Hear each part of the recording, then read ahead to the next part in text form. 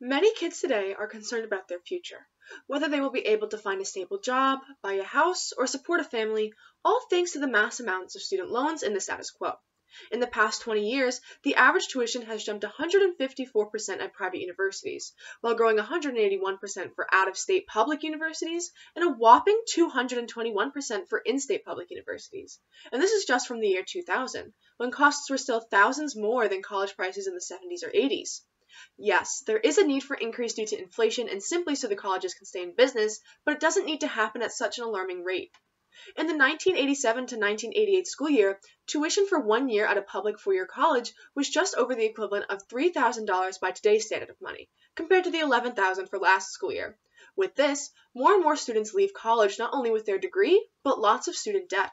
While this is without a doubt a serious problem, it is not the responsibility of the federal government to fix it.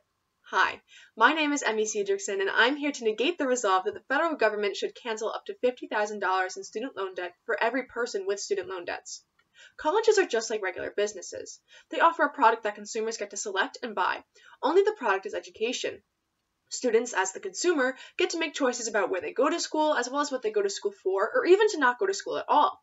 Anywhere between 41 to 49% of Generation Z want to become entrepreneurs, and are increasingly deciding not to go to school or partake in specialized entrepreneurial programs. But for those that do want a standard education, we are all given choices. We choose what schools we apply to, what we plan on studying, and ultimately the school we end up attending. While pegging between the schools that you get into, you get to weigh all the pros and cons, including money. At the end of the day, it was a choice to go to a college with a crazy tuition, even if it's abusive on the college's end. When you look at the total amount of student debt, most of that total consists of the debt from dropouts, those who have not completed school. Why should we be rewarding those who don't even finish their education? 53% of college dropouts also have, quote, no intention of paying back their loans.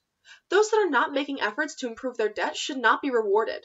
30% of college students drop out after their freshman year and never go back. And the overall dropout rate for college students is 40%, or 2 out of every 5 students. In the 2015 to 2016 school year, the total number of dropouts was 3.9 million students. Dropouts have an average amount of $7,000 in student loan debt, which means that they accounted for $27 billion in that 1 year. Coincidentally, student loan debt is one of the biggest reasons why students leave in the first place. While it seems like a good idea in the short term, these young adults then struggle to find jobs to pay back their loans and improve their credit, much like those that go into obscure career paths and majors. If a student decides to study a subject that does not have a lot of job offerings and doesn't necessarily aid them in the long run, it does not mean that the federal government should now be responsible for their choices. While these facts are terrible, the federal government is not the one that should be responsible for paying off the massive amount of debts put on students. Some claim that the federal government has funds, but what is the federal government's only source of income? Taxes. This means that farmers in Iowa and people like you and me would be forced to pay for the education of people in New York or Washington state, people we don't even know. This is completely ridiculous. We cannot expect this from our people, especially not when not everyone chooses to go to school. The idea that the expenses of someone else's choice will be spread out across the entire nation is preposterous. We cannot expect nor ask the American people to put this monkey on their back. Not only this, but there are student loan forgiveness plans already in the status quo. Not only can payments be adapted due to the income that you make, but there's also options like federal loan consolidation and even forgiveness programs. Depending on your job, you could qualify for certain forgiveness programs. Some might even pay for your education in full. The Nurse Corps Loan Repayment Program pays up to 85% of qualified nurses' unpaid debt. Those in public service can have their remaining loan balance forgiven after 120 payments, or even completely canceled after 5 years. Those serving in the military have their own loan forgiveness programs, and depending on their service can be paid in full. There are programs in place to help pay for student loan debt, and while some are specific to careers, others are open to the entire public. The federal government is already helping out those with student loan debts as long as they make the effort to do so. Those that make the effort to pay back student loan debts are supported by the federal government.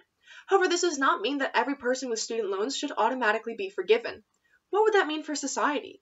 Should we pay back people's credit card loans or mortgages as well? Aren't groceries and shelter more essential to survival than a college degree?